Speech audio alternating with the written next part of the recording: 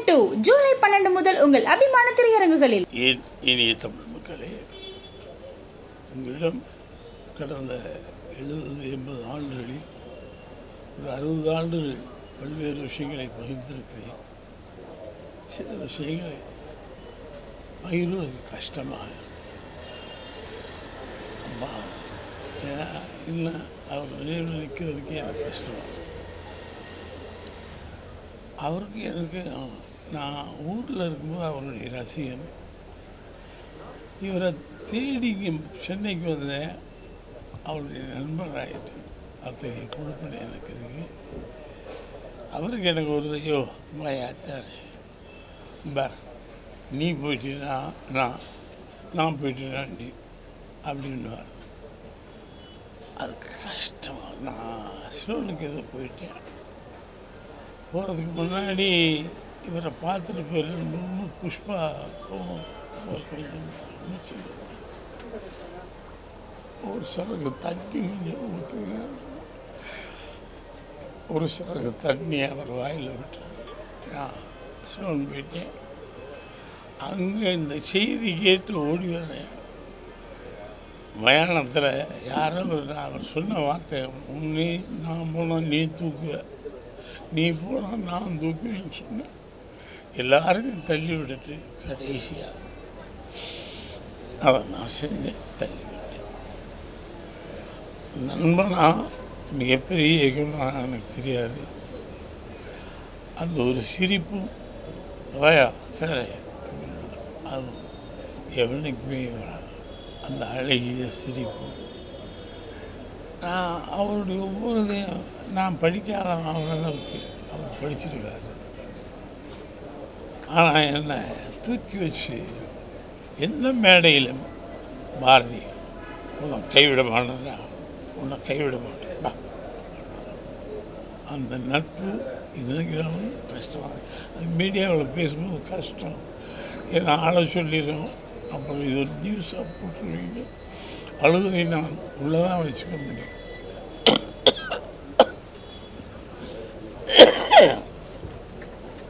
மிகப்பெரிய பாலச்சந்திரனுக்கு இணையாக இன்னொன்று எந்த ஆண்டுகளையும் நம்ம சொல்ல முடியாது. அந்த பேரை கேட்டோடனே தமிழ் திரையுலகம் விழுந்து நிற்கிற மாதிரி பாலச்சந்திரன்.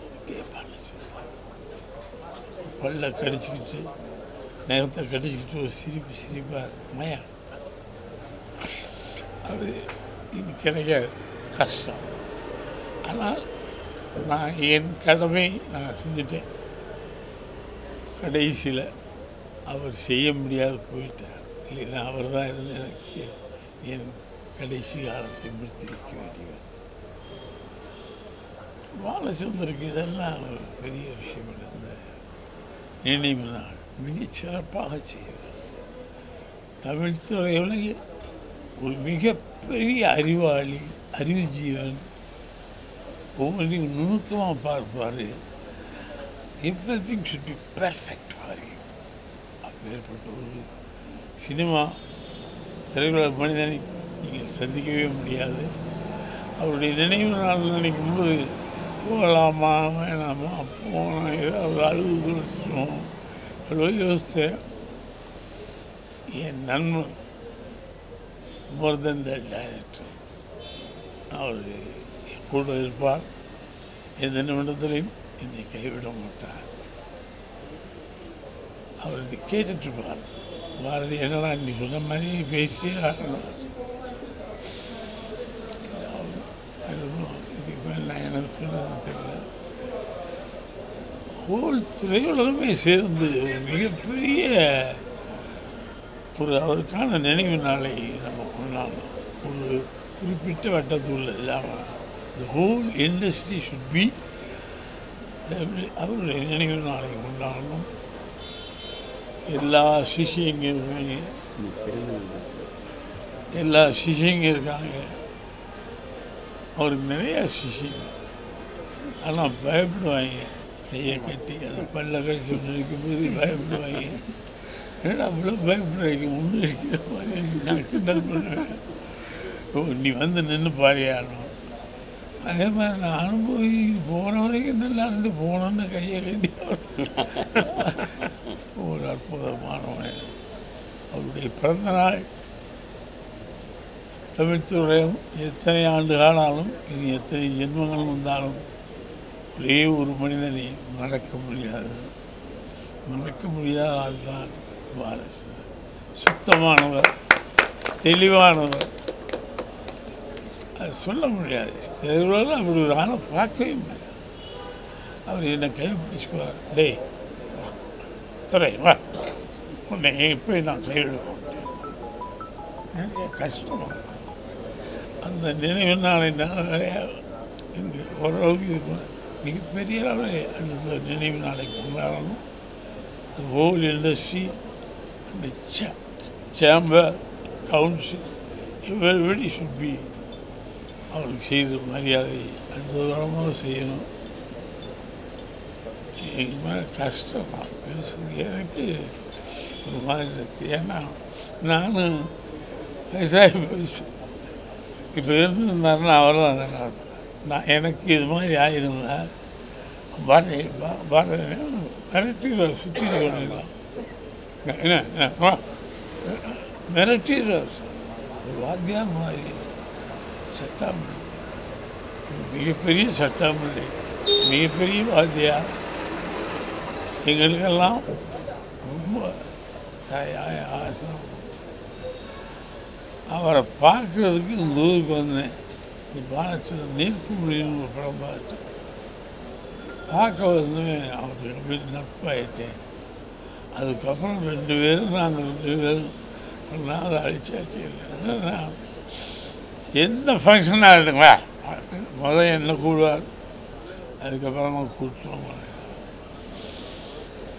அவருக்கு என்ன சொல்கிறதுக்கு தெரியல.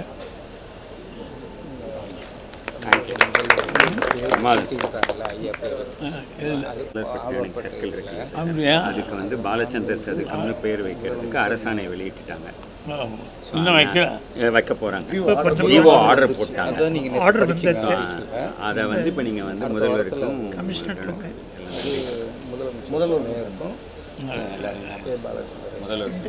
ரசிகர் சங்கம் சார்பாக அதை பண்ணியிருக்காங்க. எவ்வளோ இயக்குனர் திரையுலகத்தில் இயக்குனர் ஜாஸ்தி.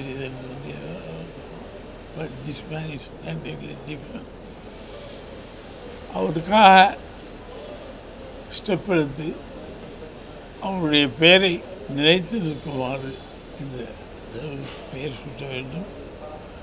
அவருக்கு சிலை எடுக்கலாம் அரசு சார்பில்.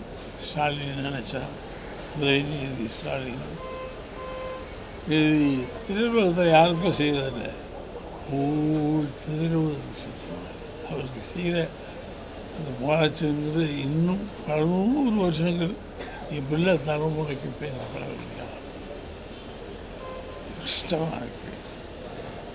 வார்த்தைகள் வரமாட்டேங்க. சில நேரம் வார்த்தைகள் வசப்படுறது.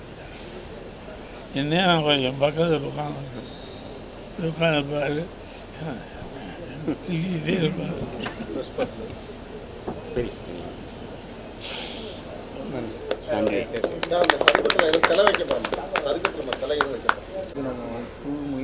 வந்து இப்போ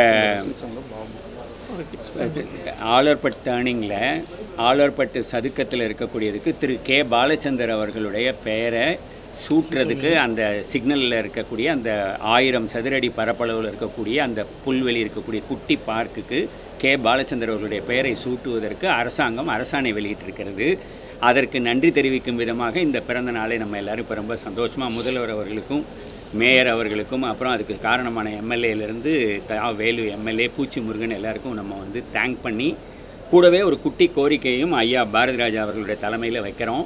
அந்த சதுக்கத்திலேயே நம்ம வந்து ஒரு பாலச்சந்தர் அவர்களுடைய திருவுருவச் சிலையை அவருடைய சிலையையும் அங்கே வைக்கிறதுங்கிறது இன்னும் சிறப்பாக இருக்கும். இதுதான் முதல்வர் அவர்களுக்கும் நம்ம அரசுக்கும் நம்ம வைக்கிற கோரிக்கை இந்த பிறந்த நாளை முன்னிட்டு. அதை திரு பாரதிராஜா அவர்களுடைய தலைமையில் இப்போ இங்கே வந்திருக்கிற இந்த பிறந்தநாள் கொண்டாடுற அவங்க குடும்பத்தை சேர்ந்த புஷ்பா அவர்கள் இருக்காங்க, டைரக்டர் சரண் வந்திருக்காரு, எல்லாருமா சேர்ந்து நாங்கள் எல்லோரும் வந்து வைக்கிற ரிக்வெஸ்ட்டு தயவு செய்து பாலச்சந்தர்களுடைய சிலையும் அங்கே வைக்கிற போது அது இன்னும் சிறப்பாக இருக்கும். அதை தான் பாரதிராஜா சார் அவர்கள் உங்ககிட்ட இப்போ ஒரு கோரிக்கையாக வைக்கிறாங்க. பாலச்சந்தர் நினைவாற்றலில் எத்தனை தலைமுறை இருந்தாலும் அந்த இடத்தை ஆழ்வார்பட்ட இடத்தை கடக்கும்போது நிமிர்ந்து பார்த்து பாலச்சந்தருக்கு ஒரு வாழ்ந்து இறக்க சொல்லி அதற்கான ஏற்பாடை இந்த அரசு அங்கு ஒரு சிலையை நிறுவி எங்களுக்கு ஒரு கௌரவப்படுத்த வேண்டும். அது தமிழக அரசுக்கே அது ஒரு பெருமை. ஏன்னா ஒரு சினிமா கலைஞர் அரசியல்வாதிகளில் தலைவர்களுக்கு சிலை வைப்பாங்க. ஒரு சினிமா கலைஞர் சிலை வைக்கிறது சாதாரண. அதுக்கு முதல்வர் அவர்களுக்கு நாம் நன்றி சொல்ல கடமைப்பட்டிருக்கிறோம். அதை கடக்கும்போது ஒவ்வொருத்தரும் பாலச்சந்திரனை நினைவு கூற வேண்டும். அதற்கான ஏற்பாடுகளை இந்த அரசு செய்ய வேண்டும். நாங்கள் கெஞ்சி கேட்டுக்கொண்டிருக்கிறோம். இப்போ இந்த ஒரு நிமிஷம், இப்போ வந்து இந்த விஷயத்தை முன்னெடுத்தது வந்து பாலச்சந்தர்கள் ரசிகர் சங்கம். இப்போ அதோட செயலாளர் பாபு இருக்கார். இப்போ இந்த நாங்கள் எல்லோரும் பாலச்சந்தர் ரசிகர்னால் யார்? அவங்க பொண்ணாக இருக்கலாம், ஆனால் அவங்க முதல்ல பாலச்சந்தர் ரசிகர். கந்தசாமி சார், பாரதி ராஜா சார் தான் தலைவர். நிஜமாக பாலச்சந்தர் ரசிகருக்கு கரெக்டாக சார்? ஸோ நாங்கள்லாம், நான் டேரக்டர் வசந்தே கிடையாது, நான் பாலச்சந்தரோட ஃபேன் இல்லை, ஏசி அப்படி சொல்லணும். அவ்வளவு அவர் மேலே ஒரு விருப்பமும் காதலும் கொண்ட ஒவ்வொரு இயக்குனரும், மணிரத்னம் அவர்களாக இருக்கட்டும், அது வந்து இப்போ எந்த டேரக்டர் நீங்கள் சொன்னாலும், மகேந்திரன் சார்லேருந்து பாலுமேந்திரா சார்லேருந்து அத்தனை பேருமே நாங்கள் ஃபேனுன்னு சொன்ன ஒரு தமிழ் சினிமாவின் ஒரு முகம் அப்படின்னா அது கே பாலச்சந்தர் அவர்கள் தான். அவருக்கு ஒரு இந்த சதுக்கத்துக்கு கொடுத்ததற்கு மிகச்சிறந்த நன்றியை தெரிவித்து ஒரு சிலையையும் வைப்பதற்கு அனுமதியை நாங்கள் வந்து இப்போ அரசுக்கிட்ட கேட்க போகிறோம். கேட்க போகிறதை இந்த பிறந்த நாளை முன்னிட்டு ரொம்ப மகிழ்ச்சியாக நாங்கள் வந்து இங்கே உங்ககிட்ட தெரிவிக்கிறோம். பாரதிராஜா சார் அவர்கள் தலைமையில். என்னை பற்றி அண்ணன் முன்னால் ஒரு வார்த்தை சொல்கிறேன். 16 வயது நிலை ஃபஸ்ட் காப்பி ரெடி ஆகும்போது இங்கே இருக்கிற தேனாம்பேட்டை இளமின் காலனியில் வந்து பார்க்கும்போது முத அண்ணன் கூட நான் தான் கூட இருந்தேன். அவருக்கு வீடு எடுத்து கொடுத்து எங்கள் அப்பா அம்மாலாம் சொல்லி இவருக்கு முழுக்க நான் அப்போல்லாம் மனோஜெல்லாம் குட்டி பையன். அதுக்கப்புறம் அவர் கூட இருந்து எல்லாம் பண்ணியிருக்கும் போது நான் கேமரா அசிஸ்டண்ட்டாக ஃபோக்கஸ் அசிஸ்டண்ட்டாக போகும்போது சிகப்பூர் ரோஜாக்களில் கமலுடைய ஃப்ளாஷ்பேக்குக்கு என்னை நடிக்க கூப்பிட்டாரு. அப்போ அக்கா வேணான்னாங்க. காதல் ஓவியம் படத்துக்கு மைசூரில் நான் ஃபோக்கஸ் அசிஸ்டண்ட்டாக போயிருந்தேன். அப்போது பிரேக்கில் எனக்கே தெரியாமல் டைரக்டர் சொல்லி என் சட்டையெல்லாம் கிழித்து இதெல்லாம் போட்டு என்னை வந்து ஹீரோ வந்து கண்ணு தெரியாது, ராதாவை தூக்கிட்டு போனோம் கஞ்சா சாமியாருங்களா. அதில் மணிவண்ணன், நான், தனபாலெலாம் ஆக்ட் பண்ண வச்சு எனக்கு ரொம்ப பெருமை. இயக்குனர் சிகரம் படங்கள்லேயும் டைரக்டர் என்னை வந்து 4-5 படத்தில் நடிக்க வச்சுருக்காரு. உனக்காக எழுதின சீனுன்னு அண்ணன் இந்த மாதிரி சொல்லி எனக்கு அந்த படத்தில் ஒரு முழு கேரக்டரை கொடுத்தாரு. அதில் தான் இந்த மூக்கு ராதாவும் மணி ஒன்று அடித்து உடச்சி ரத்தம் வரும்போது அப்படியே மாரில் அணைச்சி யார்கிட்டையும் போய் சொல்லாதுன்னு சொன்னார். இப்போ இந்த மாதிரி நம்ம எல்லாம் பெருமையை பேச ஆரம்பித்தா என்ன கூட நடிக்க கூப்பிட்டுருக்காரா? கண்டிப்பாக பாரதிராஜா சார் வந்து பாலச்சந்தர்ட்ட அசிஸ்டண்டாக இருக்கும்போதே கூப்பிட்டுருக்காரு. இல்லை, நிறைய பேர் பாலச்சந்தர் சார் நிறைய பேர் நடிக்க சான்ஸ் கேட்டிருக்காங்க. நாங்களாம் கூட ஒர்க் பண்ணும்போது இருக்கிறவங்களை நடிக்க வச்சவர் கேபி சாரும் அண்ணனும் தான். ஆமாம், ஏன்னா அவர் நியூ ஃபேஸஸ் ரொம்ப ஆமாம் நியூ ஃபேஸஸ் இன்ட்ரடியூஸ் பண்ணதில்லை. அவர் தான் முதல். ஆமாம் சார். அப்புறம் தான் நான். ஆமாம் சார். ஆமாம். அவர் என்ன ரொம்ப உரிமையோடு பேசுவார். வாழ்க்கை வரலாறு வந்து படமாக வருது. அந்த மாதிரி கேபி சாரோட வாழ்க்கை வரலாறு படமாக எடுக்கிற திட்டம் கேபி சாரோட வாழ்க்கை வரலாறு படமாக எடுக்கிற திட்டம் இருக்கான்னு கேட்குறாங்க. கண்டிப்பாக அது வந்து ஒரு எல்லாருக்கும் கண்டிப்பாக அது விஷயமா நாங்கள் வசந்த் சார், புஷ்பா மேடம் எல்லாம் கலந்து பேசி கண்டிப்பாக ஒரு மிகச்சிறந்த படமாக அது வரணும். பாலச்சந்தர் அவர்களுடைய வாழ்க்கை வரலாறு திரைப்படமாக விரைவில் நிச்சயம் வரும். அதுக்கான ஒரு நல்ல முடிவு வரும். இளையராஜாவுக்கு எப்படி வருதோ அது மாதிரி ஏன்னா இளையராஜாவுக்கு ஒரு படம் எடுக்கிறான். இளையராஜா பாலச்சந்தர்னு அவ்வளோதான்.